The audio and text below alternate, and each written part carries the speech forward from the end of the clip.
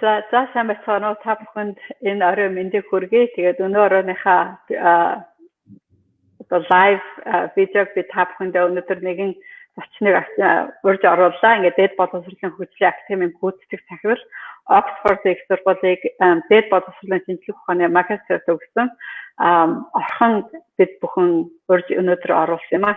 За та бүхэн мэдж байгаа Chef Mongolia бид нар гурван үндсэн зүйлээр бид бүхэн ярилцлаа. За үүний хамгийн нэгдүгээрт нь хүүхдийн эрх зүй, за хоёрдугаарт нь ажлын байрын бэлгийн дарамт, гуравт нь ажлын байрын тэгш эрх гэсэн энэ гурван зүйлээр Chef Mongolia банк бид нар ярилцдаг. За өнөөдрийн бидний ярилцах зүйл нь болохоор хүүхдийн эрх зүй, хүүхдийн боловсрол гэдэг талаар бид нар бүгдээрээ ярилцах гэж байгаа. За мэдээж хүүхдийн боловсрол гэдэг бол маш чухал зүйлс бид нар ирээдүй байгаа. За тэгээ энэ боловсролыг ярихдаа бид нар мэргэжлийн хүнийг авчирч энэ талаар бүгдээрээ ярилцах гэж бодсон. Тэгээ за мэргэжлийн хүнийг ярихаар бид нар одоо Oxford их сургуулийг төгссөн тэр тусмаа одоо боловсролын чиглэлээр төгссөн энэ одоо энэ өндөр боловсролтой хүнээс өөр одоо бид нар зөвлөгөө өгөх хүн бид нар үнэхээр юм олж чадахгүй байх гэж бодсон. За ингээд бид нар орсноосоо би хамгийн ажлынхаа асуудлыг асууя гэж бодсон. За 30 жилийн өмнө би одоо баг нэшээ олон жилийн өмнөөс эхлэх гээд байгаа байхгүй. Манай боловсрол одоо яаж хөгжив тийм ээ, юу өөрчлөгдөв энэ хугацаанд. За би ингээд одоо нэг жилийн өмнө би Монгол татсан байхгүй. Ингээд хүмүүсийн эдийн засгийн оюутнуудтай одоо лекц уншаад ингээд яриад би тэр оюутнуудад өөрийнхөө туршлагаас би ингээд ярьж байгаа байхгүй. Хамгийн анх би Германд одоо баг 20 жилийн өмнө би Германд очиод ингээд миний л одоо Монгол ахлын ингээд багш урд багшаар лекц уншдаг тийм ээ. Тэгээд ингээд бид нар чинь ачаалал бичдэг байлаа шүү дээ ингээд 20 жилийн өмнө. Тэгээд би анх ингээд Германд ингээд оюутан болж дөнгөж очичоод яг тэгж бодоод ингээд амар үзэг цаас ингээд хамаг юмаа бидчихвэл ингээд эхнийхээ хичээл дээр очиж суугаад ингэсэн чинь ингээд нөгөө хүүхдүүд чинь бусад бүх хүүхдүүд ингээд нөгөө багштайгаа харилцан яриад эхэлсэн. Тэгээд би ч юм уу ингээд амар гайхаад юу вэ энэ ч одоо юунд донд ороод ирчих гэж бол тэгээд ингээд хажууд байгаа сууж байгаа хүүхдээс ингээд асуусан чинь нөгөө хүүхд чинь надад одоо curriculum гэдэг тэр семестр үзэх бүх хичээлийн ийм цаасыг надад байсан л да. Тэгэхээр би нөгөө герман хүүхдүүд ингээд хичээлдээ уучаа бэлдээд ирчихдэг гэдгийг би мэдээгүй. Чинь бүгдээрээ бэлдээд ирсэн нөгөө багштайгаа ингээд харилцан ярилцал эхэлсэн чинь би ч юм бүр өстой юу вэ яана би ч одоо энэ сургуулиуд хөөгдөхнэ л гэж бодоод тэгээ би нөгөө Монгол оюутнуудад тэр туршлагаасаа ярьсан байхгүй. Тэгээд тэгсэн чинь одоо нодлон шүү дээ тийм ээ. Тэр тэгсэн чинь тэр Русын эдийн засгийн оюутнууд надад тэгж яахгүй. Мөнгө ч манайх өнөөдөр хүртэл тэгж зааж байгаа. Багш ингээд бидний уулзсаад лекц уншдаг, бид нар ингээд бичдэг. Тэгээ би тэр үед ингээд бодож байгаа. Яна манай Монгол тийм ингээд 20 хэдэн жилийн өмнө намайг оюутан байхад тэгдэг байсан. 20 хэдэн жилийн дараа ингээд оюутан хэвээрээ манай багш нар ингээд хэвээрээ байж байна гэж.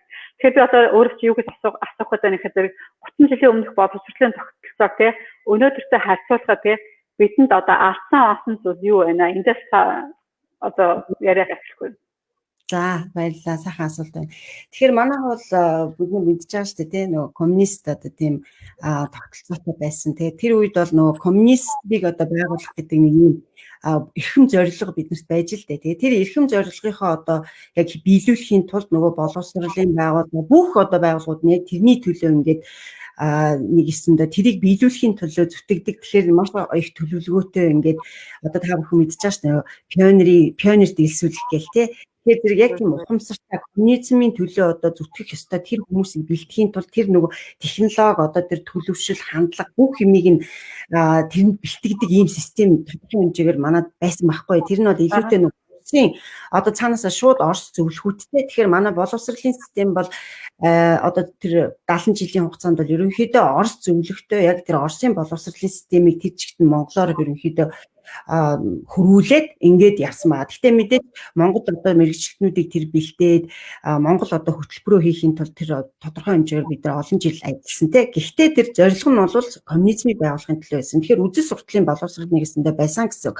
Тэгэхээр энэ үзэл сурталын боловсрол нөгөө Оросын ийм зөвлөхүүдтэй байжгаад гинт 90 оноос ингээд бид нар бие даагаад одоо хүмүүнлэг арчилсан нийгмийг байгуулах гээд ирлээ шүү дээ. Тэгэхээр манайх нөгөө зорилго маань хүмүүнлэг арчилсан гिचингүүд бидний нөгөө хүмүүнлэг арчилсан нийгмийг байгуулах боловсролын ямар байх юм бэ гэдэг ийм одоо сорилт манад ирсэлтэй. Тэгээд тэр сорилтонд бол манай тэр үеийн одоо бас боловсролын мэргэжилтнүүд маань урд нь бол нөгөө дандаа Орос мэргэжилтнүүд ингээд зөвлөд байдаг байсан.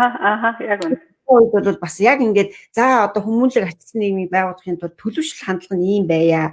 За ингээд шинжлэх ухааны хувьд ингээд ийм байя гэдэг ингээд бүр тогтцтой ингээд одоо тэрийг хөгжүүлээд бодлогоо гаргаад тэгээ тэрний дагуу 10 жилийн төлөвлөгөө гаргаад ингээд явсан. Тэр нь одоо нөгөө хөтөлбөрлүүгээ ингээд шингэсэн юм бол бас яг бүр нарийн дээрээ бол жоохон сул байсан. Яа тэгэхээр тэр үед нөгөө яг хөтөлбөрийн тим одоо мэрэгчлэлтүүд манад их бага байж л дээ. За тэгэнгүүт ерөнхийдөө ингээд нөгөө хуучин ирчээрэл нэг за тэр нөгөө нэг социализмд байсан одоо юмараа л ингээд тодорхой хэмжээгээр нэг 10 жил явж тэ. Тэгэхээр манад систем бол ямар явсан бэ гэхээр нөгөө бүр өмнөх одоо тэр нэг цээжлэлтэд суурь одоо бодлогын харгаал.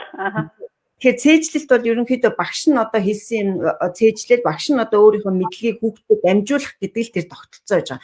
Тэр бол өмнө одоо нөгөө үйлдвэрлэлийн одоо 100-тай холбоотой тий ер нь бол нэлийн хоцрогдсон дэлхийн ертөнцийн ч гэсэн одоо ер нь дэлхийн олон орнууд ч гэсэн одоо энэ цээжлэлийн системээс бид нэр гарья дараагийн түвшин рүү орё одоо энэ нөгөө аж үйлдвэрийн 4-р хувьсгалтай нийлээд тий энэ дижитал 90 үе ирж байна. Тэгэхээр энэ бол боловсролын систем тэр чигтээ суураараа парадигмын одоо ийм өөрчлөлт хийх ёстой гэдгийг бол олон орнууд маш олон төрлийн өмнөөс мэдрээ тэгээ энэний төлөө ингээд өөрчлөлт шинжилгүүд маш яралтай хийгээ явж байна л та.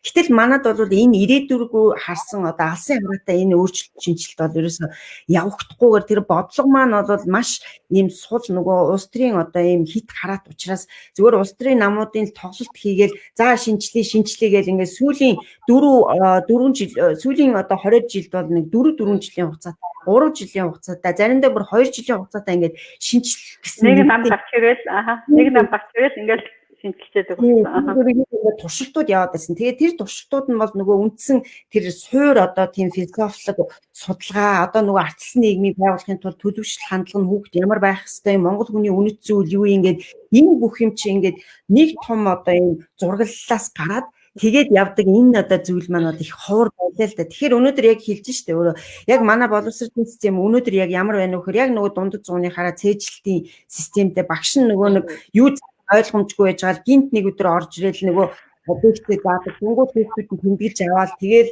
эргээл нөгөө нэг фактчул одоо мэдээллийг л хүүхдээс асуухаас биш нөгөө critical thinking гэдэг нөгөө тунгаан цэндэг хүүхдийг өөрөөр нь бодуулдаг те тэгээд тэр төвшөнд ажиллах нөгөө танин мэдхүн өндөр үйлдэлийг бүтээх үнэлэх те тэгээд нөгөө шинжлэн дүгнэх ийм төвшөнд явуулахгүй зүгээр л нөгөө цээжилсэн юм юу байсан бэ яасан бэ за арай нэг дээдлэлт нь бол яаж одоо хэрэглэх үү бодит байдал дээр яаж хэрэглэх үү гэд бид нар нэг ийм юу гэдгийг боловсролын ухаанд нэг Bloom-ийн таксоном гэж нэг ийм юу гэдэг л да танин мэдхүн үйлдэлийг ингээ ангилсан нэг ийм эренбэлэл байдгийг тэгэхээр танин мэдхүн бол ингээ хамгийн багаасаа цээжлэх санах те тэгээ хэрэглэх тэгээд дүгнэн шинжлэх үнэлэх бүтээх гэдээ яадаг байхгүй тэгэхээр нөгөө та одоо өнөөдрийн хичээл дээр хүүхдүүдэд дүгнэн шинжилж гин үү эсвэл зүгээр цээжилсэн ямиг нэргэн сануулж гин үү эсвэл хэрэглэх төвшөнд явж гин үү гэдгээсээ ингээд тэр танин мэдхүн үйлдэлийн өндөр төвшин харагддаг байхгүй. Тэгэхээр манай одоо нөгөө хийж байгаа дасгалууд өдөр сургууль дээр хийж байгаа дасгалуудыг харахаар зэрэг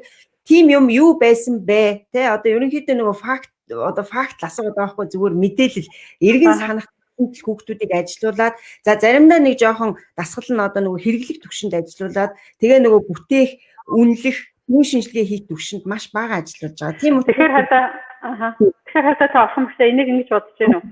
Манай өнөөдөр энэ бүгдийг өөрчилж ямжлахын тулд бид нар багш нартай анхаарах хэрэгтэй гэж хэлж байна. Өнөөдөр бид нар одоо боловсролын их сургууль гэж байна тийм ээ.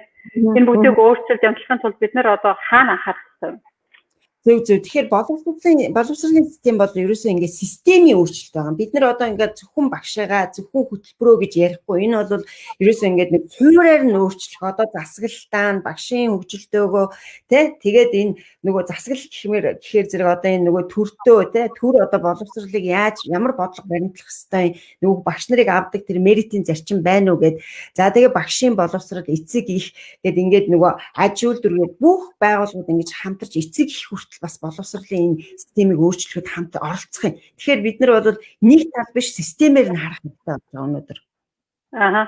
Харин тийм асуучгаа танаас саяны орхыг чи сая хийсэн дээр үндслээд би нэг асуумаар байна л да. Яг гэвэл бас миний танаас заалгаж исэн асуудал байгаа учраас энэ бид нар нөгөө дебет гэж мэтгэлцэн. Яг Монголд бол сүүлийн нэг 10-аад жил те за 15 жил бол хөгжгөөд ирж байгаа тий. Тэгээ энэнд таны оруулсан хувь нэмэр бол маш их тий. Энд мэдж байгаа хүмүүс бол яг энэ одоо мэтгэлцээний урлагийг мэдж байгаа Монголд яаж хөгжсөнийг мэдж байгаа хүмүүс бол орхын хичиг мэдэхгүй юм байхгүй байх гэж бодож байна. Тэгэд эндээс улбалаад би танаас нэг асуух гэж байгаа зүйл нь болохоор Монгол оюутнуудад гардаг өмнө нь би бас мөгийн ихчтэй бид нар бас энэ боловсролын талаар Shape Mongolia зөвлөж байхдаа нэг юм ярьж ирсэн. Гадаадд суралцахад гэсэн яг тулгарч исэн асуудал. Гэхдээ би тодорхой хэмжээнд жоохон танаас суралцсан зүйл байсан учраас надад маш их хэрэг болсон. Энэ нь юу гэхээр Монгол оюутнууд гадаадд суралцах үед нөгөө тулгардаг асуудлуудын нэг нь асуудалд нөгөө шүүмжлэлтэй хандах чадвар суралцаагүй байдаг. Яг хамгийн гол нь болохоор нөгөө аргумент буюу асуудал дэвшүүлээд түүнийгээ факттай хамгаалаад тий сураагүй тий энэ чадвар байхгүй байгаа. Тэгээ энэ тухай одоо сая таны хэлсэнтэй холбоотой байх. Гэхдээ та энэ одоо боловсролын системд ороогүй шалтгаан нь одоо яг энэ чадварыг хүүхдүүд залуучуудаа хэрхэн яаж эзэмшүүлэх ёстой вэ те? Яг энэ талаар та нэг өөрийнхөө бас бодлыг хуваалцах гэдэг шүү. За баярлалаа.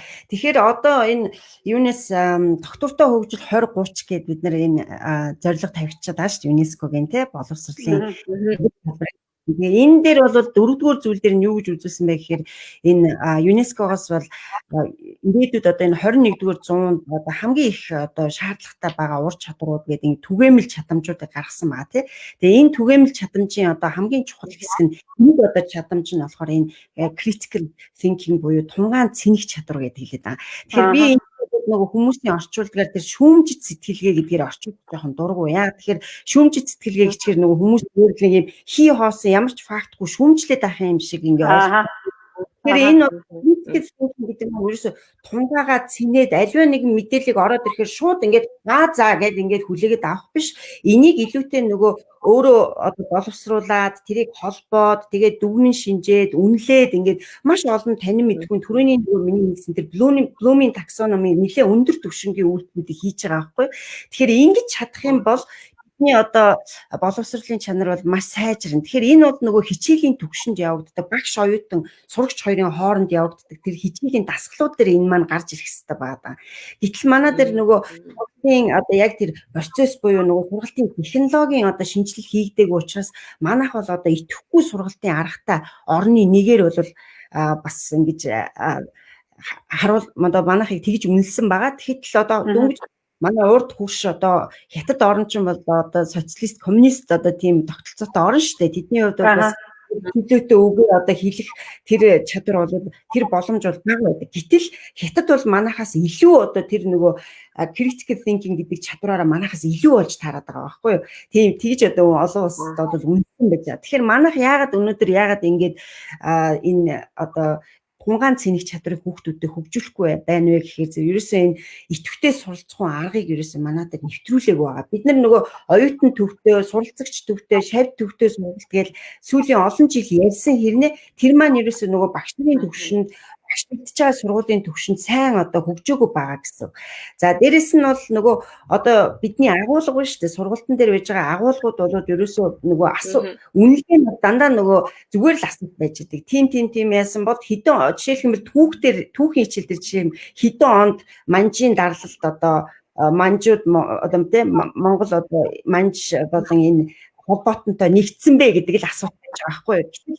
Тэр манжтай нэгдснээрээ яг Монголын одоо тусгаар төвчмөд ямар нөлөө гарсан бэ? Хэрвээ манжаас бид нартэй манжтай нэгдээгүй байсан бол ямар болох байсан бэ ч гэдэг юм ингээд нэг эргцүүлэн бодоод тэр түүхийн мэдээлэл дотор байхгүй мэдээлэл хүүхд өөрөө эргцүүлэх тийм асуултууд байхгүй байгаа манай дээр. Тэгэхээр тэр асуултуудыг нөгөө одоо сургалтандаа оруулах багш нь одоо хүүхдүүдээр чөлөөтэй ярилцуулах тэр мэтгэлцэн одоо хийх тэр урлагийг хичээлийн төвшөнд оруулах айгүй чухал байгаа байхгүй. Тэгэхээр ийм одоо багш нарын одоо боловсролыг дээшлүүлэх шаардлага байгаа. Тийм яг би одоо наадхан дээр чи за бид нар жоохон юуны техникийн асуудал гарсан юм шиг. Би яг энэ дээр болохоор таньдаас бас үргэлжлүүлээд асуумаар байгаа зүйл нь за бид нар нөгөө нэг одоо ингээл боловсролын нөгөө шинжилэл хэрэгтэй гэд ингээд яриад ахлаар нөгөө ихтэй сургуулийг нэлээх ярьдаг штэ тий ихтэй сургууль. Тэгэхээр уул нь ихтэй сургуулиудыг ярина гэдэг чинь ихтэй сургуульд орохынхаа үед бид нар чинь нөгөө суур мэдлэгээ авч байгаа шүү дээ, тий? Суур мэдлэг аваад тэгээд цаашдаа өөрөө ямар мэрэгжилтэй болох юм гээд тэгээд энэ боловсролыг ярихад ер нь энэ хоёрын би бол хоёрлан энэ уялдаатай гэж бодож байгаа. Тэгээд та бол юу гэж харж байна? Бид нар ер нь алин дээр нэх одоо шинжилэл хийх хэрэгтэй байгаа. Ер нь хоёулаа л ахaltaа тэгтээ ер нь таны одоо харж байгаа үнцэг юу вэ? Зөв. Тэгэхээр боловсролын систем бол бүгдээрээ одоо яг энэ нөгөө сургуулийн өмнөх боловсрол тэгээ эцэг эхийн боловсрол эхлээд эцэг эхийн үйлдэл тэгээд сургуулийн өмнөх боловсрол тэгээд суур боловсрол, ерөнхий боловсрол, дээд боловсрол гэдэг ингэ явж штэ. Тэгэхээр энэ бол ингээд шатсан бүгд ингээ хоорондоо уялдаа холбоотой энэ Монгол хүнийг л ингээд бүтээмжтэй одоо тэгээ зөв хандлагатай ийм бүтээмжтэй хүн болгох ийм бүтэн тогтолцоо байгаа байхгүй. Тэгэхээр бид нар ганцхан дээд боловсрол яриад авах юм бол бид бүрэн утгаараа одоо хөгжиж чадахгүй тий. Тэгэхээр зэрэг бидний энэ суур бас сургуулийн өмнөх боловсрал тэрний өмнөх нөгөө эцэг гидсэнд байхаасаа эхлээд одоо хүүхдийн нөгөө сэтгэл зүйн 70% ахва одоо ингээд бүрэлдэхээ гэж байгаа байхгүй. Тэгэхээр зэрэг баг нөгөө жирэмсэн багтаа ээж маань тий хүүхдээ боловсруулах юм чи тэндээс эхэлж байгаа байхгүй. Сэтгэл зүйн хувьд хүндрэдтэй ингээд хүнд нөхцөл байж байгаа хүний хүүхд бол төрөхтэй л одоо бас ингээд сэтгэл зүйн асуудалтай болж төрдөг те. Гэтэл тэр жирэмсэн байхад хүүхдийн одоо хийх байхад тэгээд боловсруулах тэр эхийг нь амгалан тайван байлгаж нөгөө одоо юу гэдгийг нөгөө маш олон одоо сүүлийн үеийн тэр сэтгэл зүйн судалгаанууд гарсан байдаг ш. Хөгжим сонсгоор зэрэг хүүхд манаас сайхан сэтгэл зүйн хувьд амгалан тайван болдог гэх тийм. Тэгээд дараа нь бол нөгөө ерөнхий юу байгаа даа тий одоо сургуулийн өмнөх боловсрал гэхээр цэцэрлэгийн төвшөнд очихоор зэрэг нөгөө сонсох болон хөдөлгөөн хоёроо дамжуулаад нөгөө ур чадваруудыг суулгах тэр бүх процесс чинь эндээс эхэлдэг. Тэгэхээр манай нөгөө сургуулийн өмнөх боловсрал бол үнэндээ одоо хаягдсан байгаа. Энэ чиглэлээр ажилладаг хүмүүс бол одоо хатдаг тий цэцэрлэгийн багш нартай ингээд бүр ингээд их том ачааллыг өгөөд ингээд орчсон хайцсан. Тэгэхээр тэр сургуулийн өмнөх боловсролын бодлого за тэгээд нөгөө багшийн боловсрол ингээд бүр маш том асуудал байгаа. За тэрний дараа тэгээд суур боловсрол гээ суур боловсролд бид нар хөтөлбөрийн тухай ярьдаг те нөгөө цөм хөтөлбөр үндэсний хөтөлбөр гэдээ ярьдаг. За тэгээ үндэсний хөтөлбөрийн дараа ингээд ихтэй сургууль дээр очиод ихтэй сургуулийн багш нар маань өөрсдөө хөтөлбөрөөр боловсруулад ингээд явдаг. Тэгэхээр энэ бол ингээд бүтэн тогтолцоо учраас бид нар алийг ч хаягдуулахгүйгээр ингээд одоо Монгол хүнийхээ үнэт зүйл тэр дэлхийн одоо оюуны үнэт зүйлийг ингээд аль альнийг хараад бид нар яг тийм одоо Монгол хүндээ тавьсан Монголынхоо одоо тэр ирээдүйн хөгжлийн одоо зорилготой уялдсан юм үндэсний хөтөлбөрийг бид нар боловсруулах хэрэгтэй байгаа. За тэгвэл яг одоо та миний дараагийн асуултанд тохируулаад яриагаа асуултанд хариуллаа. Үндэсний одоо боловсрал гэж штэ сайн хэлснээр. За Монгол үндэстэн Монгол боловсролын хөтөлбөр гэж яриад байгаа. Сая нэг нөгөө сонгуулийн дараахан те ингээл нэлээд их бас юм боллоо штэ те асуудал. Кембриж ингээд одоо хүмүүс надад хэлэх бүгдээрээ болж байгаа нэлээд hot topic байгаа одоо ч гэсэн. Эндээс бид юу гэж гадаан байхлаар гадаад орноос авч хэрэгжүүлж байгаа тий боловсролын бодлого энэ хоёрт мэдээж нөгөө нэг зөрөө ялгаа байгаад байгаа шүү дээ. Тэгээд тодорхой хэмжээнд нөгөө гадны хөтөлбөр маань сайн байгаад Монгол хөтөлбөр үндэсний хөтөлбөр гэдэг юм одоо хөгжүүлээгүйгээс хоцрогдсон. Тийм учраас бид нар болохоор илүү нөгөө Америк хараад бэлэн байгаа юмыг шууд тий одоо шууд хэлдгээр copy paste хийх нү гэж би бол хараад байгаа. Одоо би бол нөгөө боловсролын мэргэжил шүү дээ тий. Тэгэхээр зүгээр яг нөгөө амраар copy paste хийх гээд байна гэж хараад тэгэхээр чи эн чинь нөгөө нэг хөрсөн дээр маань хэр их буух үлээ тий Монгол хүн гэдэг юм. Энийг та юу гэж харж байна? Яагаад юу н анханасаа бид нар энэ Кембрижийн хөтөлбөрийг оруулж ирсэн. Яагаад одоо энэ Кембрижийн хөтөлбөр гэдэг одоо шуураад байгаа нь тий. Энийг та нэг жоохон өөрийнхөө санал бодлыг илэрхийлээд бас дээрэс нь яг боловсролын яам бас энийг юу гэж хараад ингээд илүү их пуш хийгээд байгаа юм бэ гэдгийг тийм хэлээд өгч. За тэгэхээр нөгөө сая бол манай улсын хурлын нэр бүхий гишүүд маань залуу гишүүд маань Кембрижийн хөтөлбөрийг нийт ерөнхий боловсролын сургуулийн 10% нь одоо Кембрижийн хөтөлбөрийг хэрэгжүүлье. Одоо бол 3 сургууль дээр лаборатори сургууль болон 30 одоо туршилтын бас тусгай сургуулиуд дээр хэрэгжүүлж байгаамаа. Тэгээ энэ тоогоо нэмүүлье. Яг тэгэхээр энэ 3 сургууль дээр хэрэгжүүлж байгаа энэ хөтөлбөр маань их амжилттай явлаа. Маш олон хүн энэ дээр орох гээд ингээд одоо хүрэлцэхгүй байна тий. ийм бол үндслэл тавьсан. За тэгээд ягаад энэ ер нь Кембрижийн хөтөлбөрийг Монгол улсад ер нь анх хэрэгжүүлсэн бэ гэхээр манайх ч одоо ингээд нөгөө боловсролын тэр түрүүний ярьдаг те тэр идэвхтэй суралцсан арга одоо энэ хөтөлбөр болсон дээр бас ингээд туршлага сул байна. Тэгэхээр энэ олон улсын сайн туршлагаас нь тэр олон оронд хэрэгжүүлээд байгаа сургууль хөтөлбөрийг бид нэр ингээд аваад лицензтэй өөрсдөө хэрэгжүүлж үзье. Тэгээд эндээс нөгөө сайн туршлага гарах юм бол тэр сайн туршлагаа үндэсний хөтөлбөртөө хэрэгжүүлье гэдэг тийм л анхны санаагаар ингээд явсан. Тэгээ аль ч оронд бол энэ лаборатори байдаг л да хөтөлбөрийг дараагийн одоо 10 бид нэр турших гэж байгаа хөтөлбөрөөр хэрэгжүүлэх гэж байгаа хөтөлбөрөөр туршдаг тийм лаборатори сургуулиуд аль ч оронд байдаг. Тэгэхээр яг энэний дагуу л одоо лаборатори маань байгуулагдаад тэгээ үндэсний хөтөлбөрт нөгөө сайн туршлага нь шингэн л гэж харж исэн. Түүнээс шил одоо Монголын үндэсний хөтөлбөрийг ингээд үндсэндээ байхгүй болгоод те оронд нь ингээ Кембрижийн хөтөлбөр авна гэж бол ерөөсөө төсөөлж байгаагүй. Гэхдээ яг энэ ахлах ангид л гэж манайхан яриад байгаа шүү дээ те. Тэгэхээр энэ ахлах ангид энэ хэрэгжүүлэхээр яг сайн талууд бол мэдээж Кембрижийн хөтөлбөрт байгаа. Тэр чинь олон оронд хэрэгжүүлсэн те давуу талууд бол байгаа. Гэхдээ нөгөө талд нь бол сул талууд байгаа тий. Тэгээд нөгөө давуу сул талаа үзэж байгаа. Тэгээд энэ ер нь манай эрх ашиг Монголын улсын эрх ашигт хэр одоо хэрэгтэй юм бэ гэдгээс нь одоо харж байгаа бид нар зөв шийдвэрт орох хэрэгтэй шүү дээ тий. Тэгэхээр Кембрижийн хөтөлбөрт бол давуу тал нь хамгийн түрүүнд би хэлсэн нөгөө идэвхтэй суралцсан аргыг бол багш нар маань тэр дээр зааж байгаа багш нар маань тодорхой хэмжээгээр бас одоо ажгүй суралцсан тий.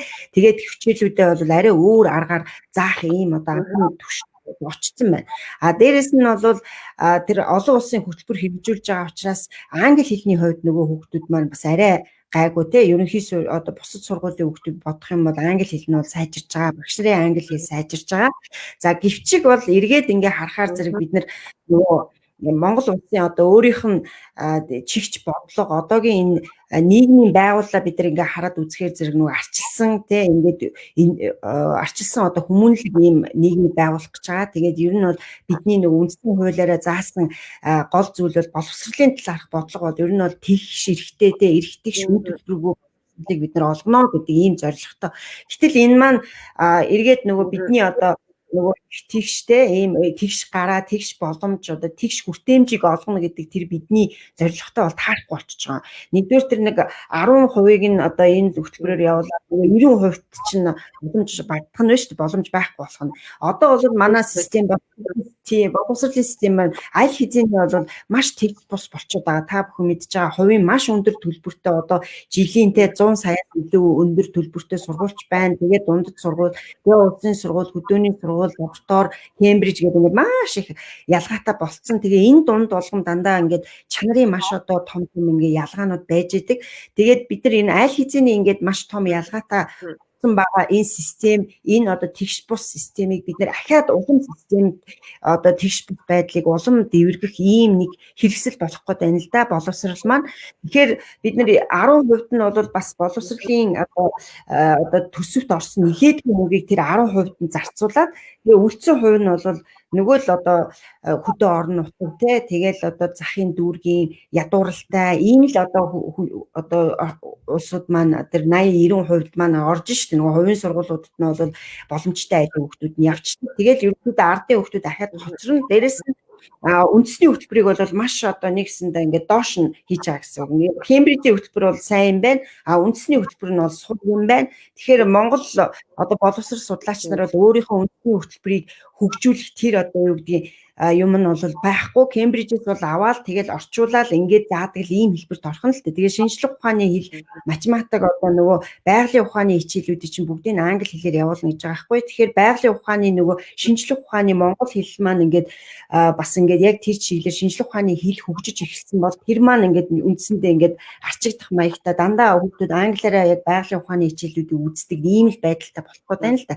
Тэгээд ирэхээр зэрэг энэ зарим одоо антропологч одоо бум очрын хувьд бол бас энийг бол боловсролын бас ийм колониализм те гэдэг утгаар нь бас авч үзсэн байсан. Тэгэхээр бид нар бол нөгөө боловсрол маань өөрөө тухайн улс үндэстний тэр оюуны одоо дархлаа гэдэг зүйлийг бол барьж авдаг, мөн одоо аюулгүй байдлыг авч явдаг ийм чухал зүйл. Тэгэхээр энэ дээр бол бид нар бас одоо бас Монгол хэлний бодлого энэ дээр явагдаж байна тий. Тэгэхээр бид нар яг ингээд жинхэнэ тухайн дээр ингээд тавиад үзэхээр хэдийгээр сайн талууд байгаа боловч үндэсний эрх ашигын хувьд бол сул байна гэдг нь бол гарч ирж байгаа. Тийм учраас бид нар Кембрижийн хөтөлбөрийг орхий түүний оронд илүүтэй үндэсний хөтөлбөрөө сайн одоо хэрэгжүүлээ. Мэдээж тэр Кембрижийн хөтөлбөр дээр хэрэгжүүлсэн бидний нөгөө лаборатори сургууль дээр хэрэгжүүлсэн сайн туршлагуудаа бид нар бол авна шүү дээ. Тэгээд аваад үндэсний хөтөлбөрөөс сайжруулъя л гэдэг ийм одоо хэрэгжүүлсэн байгаа. Тэгэхээр би бас ахын багшаа эндээс нэг зүйлийг бодож байгаа л да. Манайхан одоо жишээлх юм бол юу гэдэг гадаадын юм гэхээр зэрэг нэг л учиргүй сайн юм. Одоо яг та хэллээ тийм нэг учиргүй сайн юм. Одоо юу гэдэг Кембрижийн юм түрүүн бас та дурдчихсан. 2 жил 3 жил болоод одоо Японы сургалтыг бүгдээр авчи, Кембрижийн сургалтыг бүгдээр авчи, энэний сургалтыг бүгдээр авчи гэж нэг засгийн газар гац ирэхээр л нэг ингэдэг. За одоо намайг би сургууль байхад харлаа цээж гэдэг үгийг цэгээр бид нар ингэж өсгөж бичдэг байсан. Гэтэл одоо чэгээр өсгөж бичдэг болсон байна тийм ээ. Манайхан тэрийг боловсруулалтынхаа чанарыг дээшлүүлж ингэж андуурдаг болчихсон. Гэтэл одоо англи хэлэнд ч юм уу тийм ээ. Бид нар өсгөлхийгөө өөрчлөлхийгөө боловсруулалтынхаа чанарыг дээшлүүлж гэж хинч бодохгүй шүү дээ тийм ээ. Тэгэхээр өнөөдөр манай Монгол улсын одоо жишээлбэл боловсруулалтын диплом аль оронд манайхны боловсруулалтыг хүлээн зөвшөөрч байна. Манай Монголын эмчнэр Америкт ирээд үндэ өнөөдөр энэ шал угаагаал байж байна. Тийм ээ. Хаач аль оронд юу accept тийм ээ болж байгааг би үнэхээр мэдэхгүй байна. Тэгэхээр зэрэг манайхан өнөөдөр тэрийг ойлгохгүй ингээд бусад орны юмыг хулаад ингээд байж байгаа. Тэгэхээр зэрэг одоо яаж бид нар боловсруулалт дэвшлэх вэ? Яаж бид нар бусад улс орнд диплома хүлээн зөвшөөрөх вэ? Тэр талаар та юу гэж бодож байна? За сайхан асуулт байна. Тэгэхээр яг түрүүний тэр нөгөө үсгийн журам одоо нөгөө үсэг өөрчилж байгаа нэг жишээг хэллээ шүү дээ тийм. Тэгэхээр яг тий бид нар ч юм бол нөгөө хуучин бол Монгол бичгтэйгээ байсан тийм. Монгол одоо бид нар ч Чингис хааны яг өөрийнх нь төрийн бичиг бол тийм Монгол байсан. Тэгээд Монгол бичиг бол ерөөсө тэр үгийн одоо үндсийг маш сайн одоо харуулдаг. Тэр үндснээс дараа даагуур одоо нөхцөл гэдэг нь бол бүр ингээд системтэй. Тэрэнд ингээд тэгж бичхүү, ингэж бичхүү гэдэг ингээд янз янз ингээд бичээд авах тийм юм байхгүй. Угаасаа ингээд ийм зүү тогтолтой. Тэгэхээр зэрэг зүү тогтолтой бид нар бичгээ ингээд алдаад тэгээд ингээд зүү тогтолгүй нэг юм ингээд зохиомл ийм бичгийг бол бид нар нөгөө коммунизмын үед ингээд шалтаар авцсан. Тэгэхээр зэрэг тийч богино хугацаанд ингээд зохиогоод бид нар шууд ингээд өгсөн учраас манай нөгөө хэлний зүү тогтол тэр нөгөө философи манд таарахгүй ийм одоо бичгээр бид нар кирилл бичгээр өнөөдрийг хүртэл хэрэгжилж яваа. За тэгээ энэ 70 жилийн хугацаанд мэдээж кирилл бичгээр бид нар маш их одоо ном зохиол бүх юмыг орчуулгын олон одоо бүтээлүүд хийсэн учраас бид нар энийгээ бас ингээд нэг манай боловсролын манай одоо юу гэдгийг улсын бас нэг юм одоо үсэг бичгийн нэг юм түүхэн үе байсан гэж үзээд энийг бол одоо хүндэтгэж үзээд гэхдээ ирээдүйн одоо бидний бодлого бол илүүтэй нөгөө монгол бичгээ буцааж авах, монгол бичгээрээ бичих гэдэг ийм зүйл рүү бол манаас бодлого явж гин л да. Тэгэхээр өнөөдөр захимжсан одоо ийм сайхан боломж гарцсан учраас нэг ингээ хүмүүс сурах гал ядраал одоо тэр монгол бичгээр чинь тэгж бичдэг юм байна. Одоо уул гэдэг үгийг агуулаа гэж бичдэг юм байна. Айгу дэвүүн гарваараа бичдэг. Дээр үеийн дуудлагатай энэ зарим хүмүүс тэгдэг. Гэтэл энэ бол зүү тогтол байж байгаа. Ерөөсө агуу гэдэг үг нь агуу гэж бичсэн боловч тэрийг уртаар уугаар уншдгаа гэдэг нөгөө англи хэлэн дээр BOOK гэдэг бок гэж бид нар уншдаг шүү дээ. өө нь бүх гэдэг үү болдгоо гэж зүү тогтолдог шүү дээ. Тэрийгэл тийм нэг хитэн зүү тогтол байгаа хгүй. Тэрийг нэг ойлгол тэгээд ерөөсөө монгол бичгтээ бол ирээдүйд орох юм бол бид үсэг бичгийн энэ нэг ийм асуудалтай бол одоо ирээдүйд бол гарахгүй. За тэгээд дээрэс нь бол одоо монголчууд бол энэ үсэг бичгтээ буцаагаад энэ өөрийнхөө одоо үсэг бичгийг авах юм бол тэр нөгөө эртний одоо уламжлалт тэр сайхан судар бичиг маш их одоо бид нар юунууд биш нөөцүүд биш тэр нөөцөө бид нар эргээд унших боломжтой болж байгаа хгүй уншиж чаддаг болж байгаа. Одоо өнөөдрийн манай одоо 10 жилийн хүүхдүүд бол үндсэндээ тэр дээрийн хуучны тэр судар ном тэр үнэт зүйлийг бол унших тийм боломж байхгүй болчлоо шүү дээ. Байхгүй шүү дээ. Тэгэхээр тэр ирээдүйн нөгөө нэг түүх соёл бүх юмаа ингээд мэдрэх гэх юм бол бид нар монгол бичгтэйгээ байх хэрэгтэй. За энэ бол бас бидний бас боловсролын айгүй чухал шинжилгээний нэг болов уу гэж харж байна. За дараагийн нэг асуудал болохоор зэрэг энэ шинжилгээ бид нар яаж хийх вэ гэсэн шүү дээ тий. Тэгэхээр шинжилгээ бол бид хэлсэн ер нь бол суураараа өөрчлөх ёстой гэдэг. Тэгээд манайхын сая бид нар энэ яг эдийн засагчид тэгээд одоо энэ мэдээллийн салбарт ажилладаг улсууд судлаач нар тэгээд ингээд бид нар нийлээд ер нь одоо энэ боловсролын реформыг хийх хэрэгтэй юм байна. Парадигмын суур шинжилгээ хийхгүй бол одоо бид нар цаашдаа ийм байдлаар явж болохгүй нэ. Өнөөдөр Монголоос одоо бүтээмжтэй хүн гарахгүй байж тээ. Бүтээмж маш сул байна. Компаниудтай ажил олгогч нар байгаа одоо өнөөдрийн сургууль төгсөөд ирж байгаа хүмүүс маш одоо сул байгаад байгаа. Тэгээд бид нар нөгөө еврей улс одоо Израиль улс болон Монгол одоо улсын энэ дотоодын нийт бүтээгдэхүүний одоо хэмжээг ингээд хараад тэгэхээр тэр чинь бол ерөнхийдөө Монгол хүний бүтээмж гэсэн утгатай шүү дээ тий бүтээмжийг харуулж тэр дотоодын нийт бүтээгдэхүүнийг ингээд үзэхээр ихтэй сургуульд сурж байгаа одоо эсэж байгаа хүмүүсийнхаа тоогоор ижилхэн Монгол улс бараг нэг хэдэн хувиар бол илүү байгаа боловч гарч байгаа одоо тэр бүтээмжийг ингээ харахаар зэрэг Израиль хүн, еврей хүн бол монгол хүнээс 10 дахин илүү их бүтээмжтэй байгаа. Тэгэхээр уг нь бол монгол хүний нөгөө IQ-гийн судалгаагаар манайх чинь дэлхий дээр 12-т нэлээд өндөр яваад байгаа хэрнээ бүтээмжийг харсан чинь ингээд аюул сул байгаа байхгүй. Тэгэхээр энэ юуг харуулад байна вэ гэхээр маш сайн потенциал, маш сайн одоо боломж байгаа хэрнээ боловсролын систем энэ бүх зүйл маань тэр боломжийг, тэр хүний нөөцийг ашиглаж чадахгүй дэмий үрж гинэ гэдэг ийм байдал бол харагдаж байгаа. Тэгэхээр эдийн засагчид өнөөдөр ядуурл буурахгүй байгаагийн шалтгааныг боловсролтой холбож байгаа. Тэгээ эдийн засагчид бол хүмүүсээ бүтээмжтэй болгохын тулд боловсролоо бид нар шинжлэх юм байна гэдэг. Ингээд бид нар олон салбарын хүмүүс нийлж агаад бид нар энэ боловсролын реформ хөдөлгөөнийг байгуулсан. Тэгээ боловсролын реформ хөдөлгөөн бол 6 одоо стратегигээр барьж одоо энэ боловсролын шинжилгээг хийнэ гэж бид нар зорж байгаа. За тэгээд 6 стратеги одоо би ингээд товчхон хэлчихвэл болох уу? Окей.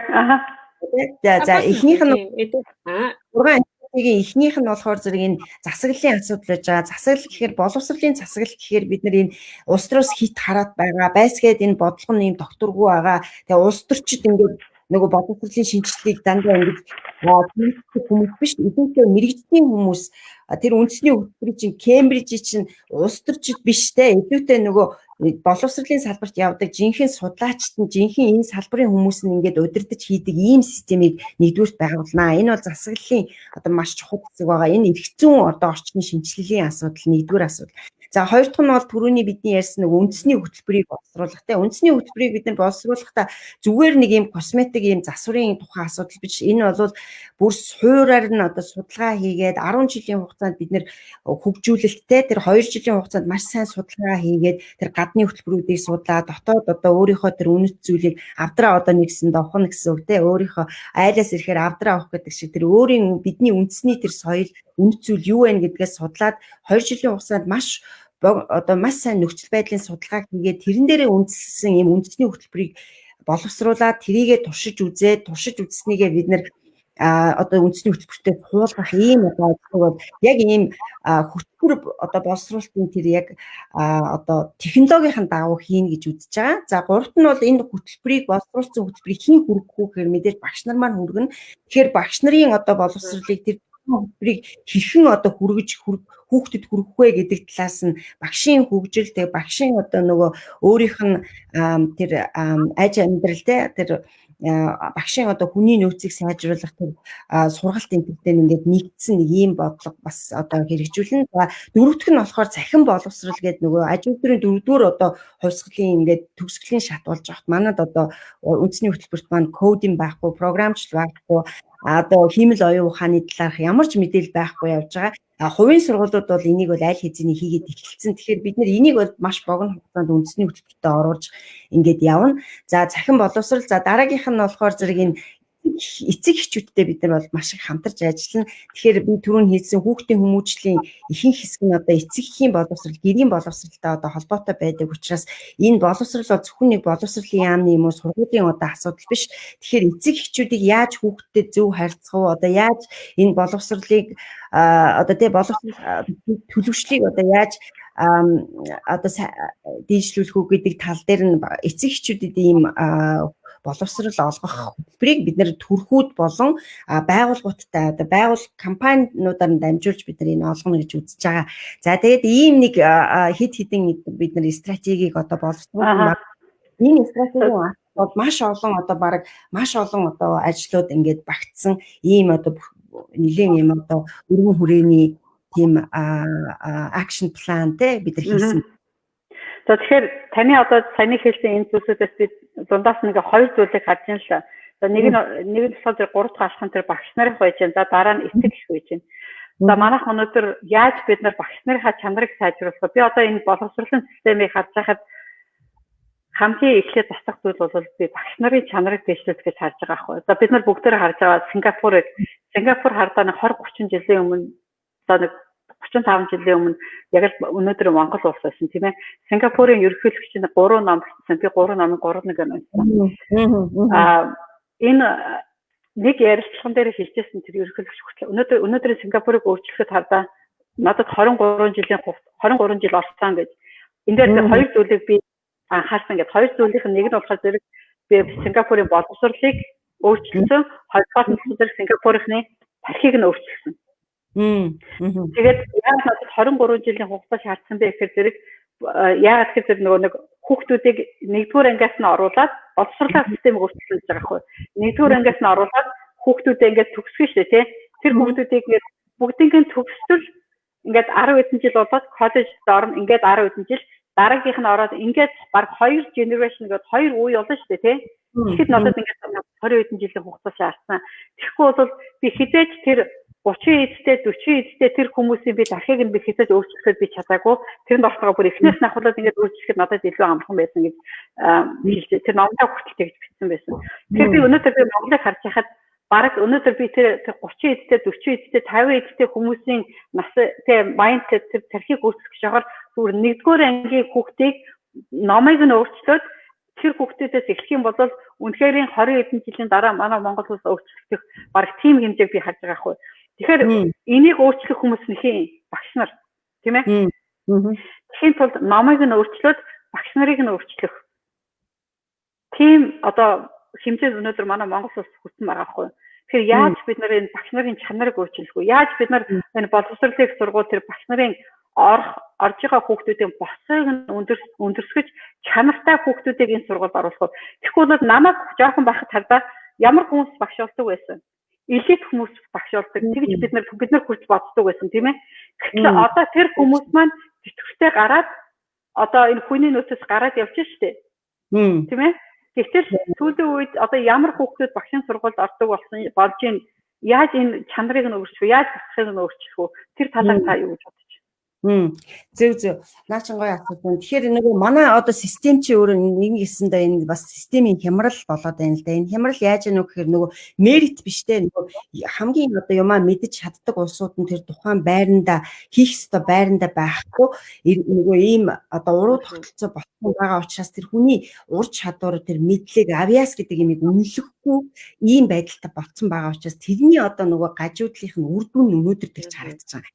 Тэгэхээр нөгөө сэхэтэн одоо хамгийн мундаг хүмүүсээ тэр бид хэдийгээр нэг үзэл сурталчилын нийгэм байсан ч гэсэн бид нар бас нэг хамаагүй одоо меритээр нь бид нар шалгаруулад хүмүүсийг тэр одоо голлох тэр багшийн одоо ажлыг хийлгдэг байсан шүү дээ. Гэтэл өнөөдөр зүйл маань эсрэгээрээ болоод цалин одоо нөгөө хангамжийн асуудал нь хүнд тэгэнгүүт дээрэс нь нөгөө хит их урчсан учраас яг ур чадвартай хүмүүсийг тэр захирал болгох юм уу одоо нөгөө албанд нь те удирдах албанд нь ингээ орох болохоор зэрэг нөгөө ур чадвартай хүмүүс чинь нэгдүгürt орхих энэ системд одоо байх боломжгүй болоод орхих. За манай одоо актем буюу их сургууль гэдэг ингээ харахад бас яг л тийм байгаа байхгүй маш олон их сургуулийн багш нар надтай ирж уулздаг. Манайх одоо нөгөө дээд боловсролын хөгжлийн актем учраас яг манай энэ салбарт болж байгаа хүнд асуудлуудыг бид нар маш ойрхон байдаг л да. Тэгээ багш нар бол хэлж байгаа.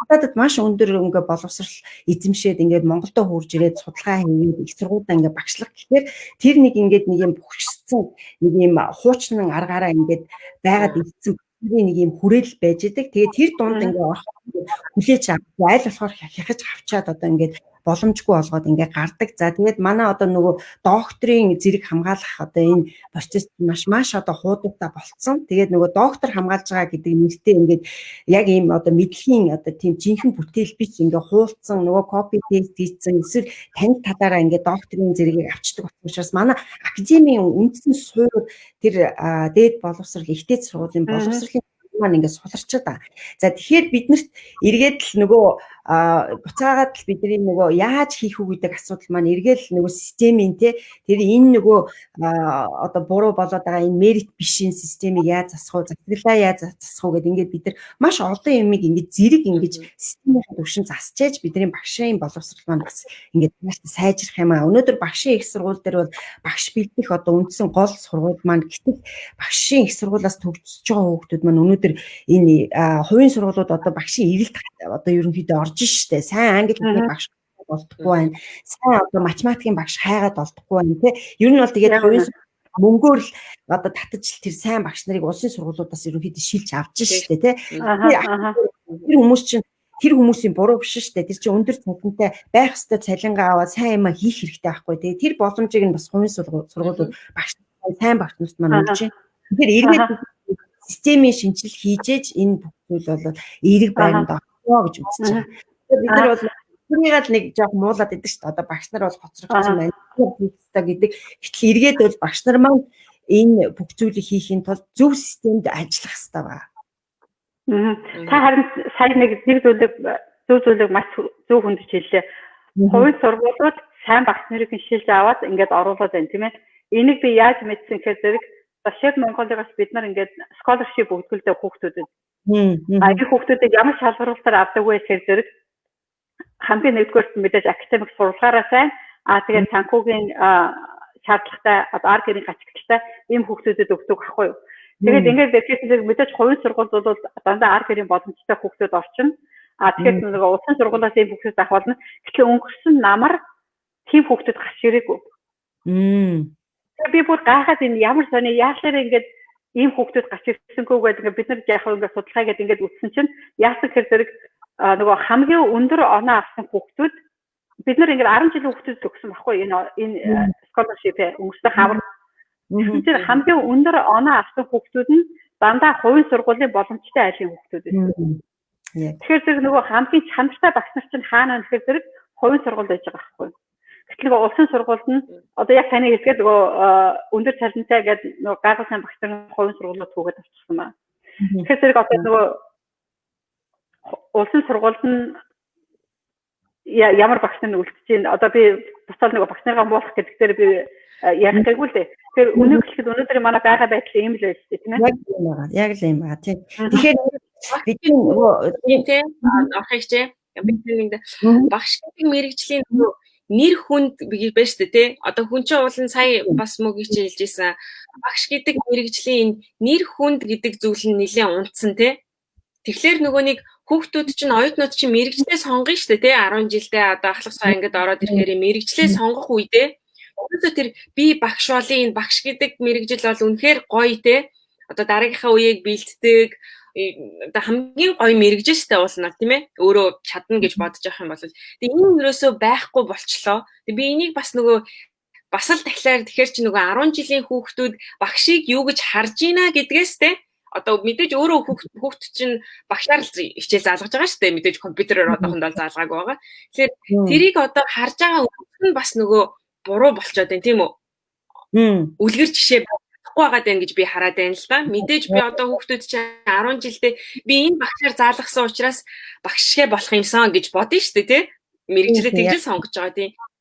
Энийг таньдаар бас өргөжлүүлээд нэг өөрийнхөө санал бодлыг хэлэхэд юу. Наад ч гэсэн айгүй ерөөсөө яг л болж байгаа үйл одоо өнөөдрийн байж байгаа ер нь маш хүнд асуудлын нэг л дээ. Тэгэхээр өнөөдрийн нөгөө оюутнууд чинь сурагчид маань бол нөгөө нэг орчин үеийн одоо тэр Z юм уу G generation-ы одоо нэгэн ийм ер нь бол өөртөө айгүй хэрэгцээтэй юмыг л олж харахаас биш тэр хэрэгцээгүй юмыг бол нэг тийгээ суугаад сонсоол нөгөө дээр үеийн бидний оюутнууд одоо үеийн тэр хүмүүс шиг ингээд юмыг зүгээр байгаагаар нь ингээд хүлээж аваад ингээд хитэн цагаарч хамаагүй ингээд хичээлдээ суудаг тийм үе биш болцсон байгаад байгаа.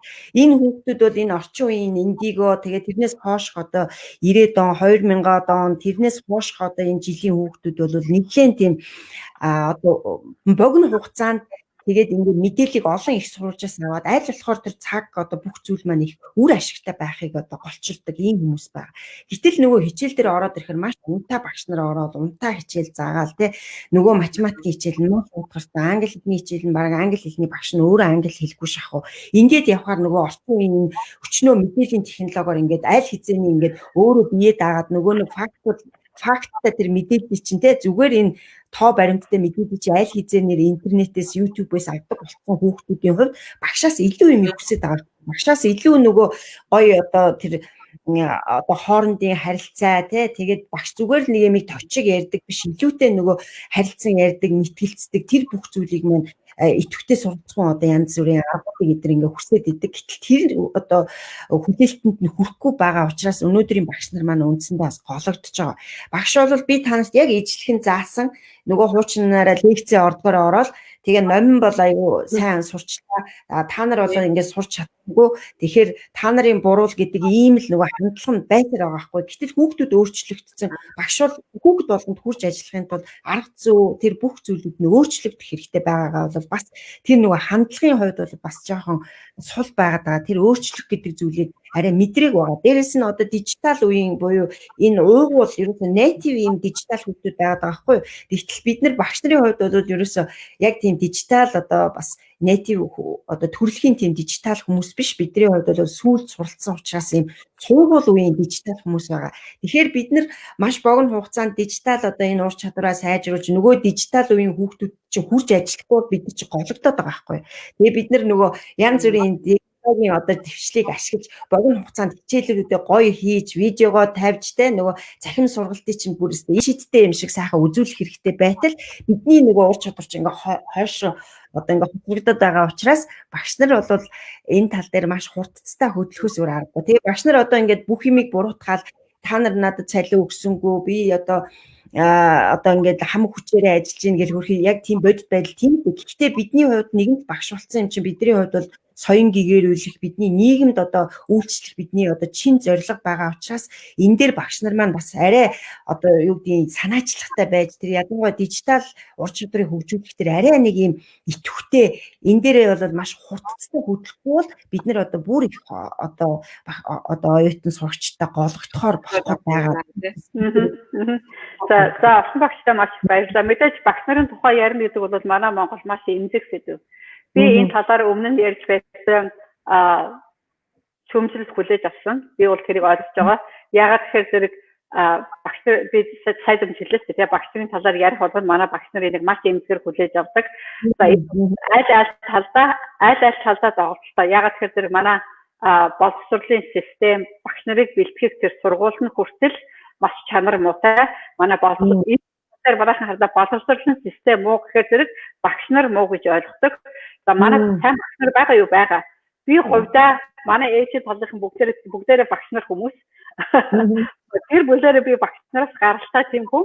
За тийм болохоор би энийг бол тэр хувийн юм гэж би ойлгох байгаа хгүй. Сайн багш нар байдаг. Зүрх сэтгэлээ хүүхдийн төлөө өгчихсэн тий. Өөрийнхөө хүүхдүүдийг батаад хүний хүүхдүүдийн төлөө гүйцэтгэх багш нар Монгол байгаа юу? Зөндөө байгаа. Би тэр багш нарыг өнөөдөр бид нар энэ бож өгүүлэхгүй шүү дээ тийм ээ. Бид нарын энд ярьж байгаа зүйл болохоор зэрэг Монголын боловсролын системийг ярьж байгаа болохоос биш багш нарын талаар бид нар яриаггүй. Гэтэл энэ зүүн бид нар ямар зүйлсүүдийг олж харж байна вэ гэхээр зэрэг өнөөдөр манай Монголд багш нарын ёс зүй тийм ээ. Багш нарын дэвшлүүлэх зүйл тэр багш нарыг бэлтгэж байгаа боловсролын систем энэ тал дээр бид нар бусад орнуудтай харьцуулаад ингээд харахад манай Монгол маш хойно байгаа нь харагдаж байгаа. Зүгээр би одоо зүгээр энгийн жишээ гэхэд манай Монголын диплом бусад ямар ч оронд хүлээн зөвшөөрөгдөхгүй байна. Би хэлж байна. Манай Монголын анхаахыг төгссөн эмчнэр Америкт хүчээрээ шал угаагаад явж байна. Энэ зүгээр л нэг энгийн жишээ. Хэрвээ манай Монголын диплом дэлхийн өнцөг болонд хүлээн зөвшөөрдөг байсан бол юу гэж өнөөдөр бид нар боловсролынхаа системийг ингэж ярьж байгаа юм тийм ээ. Тэгэхээр зэрэг энэ дээр би жишээлбэл одоо багш нарын ёс суртахуун гэж хэлж байна. Сайн үг гэж би хэлсэн. Шеф Монголиа бид нар хүүхдийн эрх эрхлүүн талаар маш их ярьдаг. Бидний хүүхдэд авч байгаа жишээлбэл нэг мессежин дээр за нэг ээж өвч ярьж байгаа байхгүй. Манай дүү ингээд одоо ийм нөгөө хэлний ийм бэрхшээлтэй байсан, ярах бэрхшээлтэй.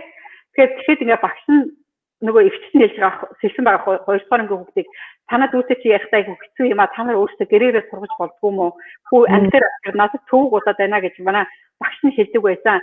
Тэгэхэд манай дүү ингээд тоо бодох айгуу дуртай хичээлдээ явах айгуу дуртай ийм хүүхэд байсан гэж. Тэгэхээр зэрэг өнөөдөр одоо тий багш хүн ингэж хэлж болох уу тийм ээ. Тэгэхээр зэрэг ёс суртахууны ийм хамгийн энгийн ийм зүйл байхгүй. Гэх мэтчлэн гэдэг. Тэгээд одоо эндээс хамгийн гол нь бидний хэлэхэд за түрүүн бид нар Кембрижийн сургуулийн талаар ингээ хальт яриад өнгөрлөө тийм үү? Энийг одоо мэдээж бид нар сошиал медиаг харж байгаа олон их хэсгүүд энийг эсэргүүцэж байгаа. За мэдээж зөвшөөрж байгаа их хэсгүүд ч байж магадгүй. Өнөөдөр эцэс манай төр засгаас явуулж байгаа бодлого юу юм бэ гэхээр зэрэг нэг төр засгийн эрх мэдэлтэй хүмүүс одоо энэ хүмүүс бол бид нартай харьцуулахад эрх мэдэлтэй хүмүүс тийм ээ бодлогыг гаргаад нэвтрүүлэх эрх мэдэлтэй тийм хүмүүс. Нэг хүмүүс гарч ирэл одоо Японы төлөвлөгөө энэ байна. Бүгд энийг нэвтрүүлнэ. Кембрижийн төлөвлөгөө энэ байна. Бүгд энийг нэвтрүүлнэ. Ингээл бидний одоо хүүхдүүдээр тоглол бид нар сургалтад тоглол ингээл байж байгаа. Тэгэхээр хамгийн гол нь бидний өнөөдрийн гол зорилго юу юм бэ гэхээр зэрэг яаж өнөөдөр бид нар их хэсгүүд дуу хоолойгоо гаргах хэрэгтэй байх ёстой. Яаж бид нар мэрэгжлийн хүмүүсээс нь зөвлөгөө аваад аль нь улс төрчдөр биш тийм ээ. Мэрэгжлийн хүмүүсээс зөвлөгөө аваад яаж бид нар тэгвэл өнөөдөр боловсруулалтын системийг илүү сайн зөв болгоод хүүхдүүдэд зөв боловсрол олгож чадах вэ? Яаж бид нар багш нарынхаа чанарыг зөв аргаар багш нарынхаа чанарыг нь зөв болгох вэ? Яаж бид нар тэгвэл боловсролын энэ их сургууль болж байгаа хүүхдүүдийн босхыг нь өндөрсгөөд чанартай багш нарыг бид нар бэлтгэх боломжтой. Өнөөдөр ямар хүүхдүүд боловсролын их сургууль гарч ийн 5 жилийн дараа 10 жилийн дараа одоо тэр чанартай багш нар чинь битүүрт гараад явна. Энэ залуу хүүхдүүд бидний хүүхдүүдийг цааш нь ингээд хичээл заагаад ингээд явна. Тийм ээ? Тэгэхээр энэ хүүхдүүд одоо ментор гэж байхад болно. Тэр менторууд нь байх болно шүү дээ, тийм ээ? Тэгэхээр энэ хүмүүс яаж бид нар цаашдаа хүүхдүүдэд даалгад ингээд өгөөд явуулах вэ, тийм ээ? Гэдэг талаар хамгийн гол нь өнөөдөр бид нар мэрэгжлийн хүнээс зөвлөгөө авч ингэж явах тийм л зорилготойгоор ахын багшийг одоо энэ урьж авчирч оруулсан байгаа. За тэгэхээр нэг оройг ямар ч байсан бид нартай ингэж өнгөрүүлж цагийг бид нарт үнэтэй зөвлөгөөгөө өгсөнд баярлалаа. Тэгээд их хэсгүүд маань гэсэн юм сурсан байх гэж бодож байна. Тэгээд танд маш их баярлалаа. Тэгээд ингээд бүгдээрээ одоо баг нэг цаг юм ярьлаа. Маш урдаа өнгөрсөн байна те. Тэгээд та нарын ажилч өндөр амжилт хүсье нэг иргэний нийгмийн дуу хоолой гэдэг бол маш чухал. Хүн болгон одоо энэ асуудалд ингээд оролцоод те энэ одоо нөгөө энэ болохгүй байгаа зүйлийг нийгмээрээ ингээд таньж мэдээ. Тэгээд таньж мэдснийхаа дагуу бид нар дараагийнхаа үйлдэл одоо юу гэдгийг сайжруулах тэр ажилд бүгдээрээ одоо оролцох тэр одоо зүйлд маань та бүхэн бас сайхан хувь нэмрээ оруулж ийн. Тэгээд манай энэ боловсролын реформ хөдөлгөөний бас пэйж хуудас байдаг. Энэ хуудсан дээр бол маш олон мянган эцэг эхчүүд бидэнтэй нэгдсэн байдаг.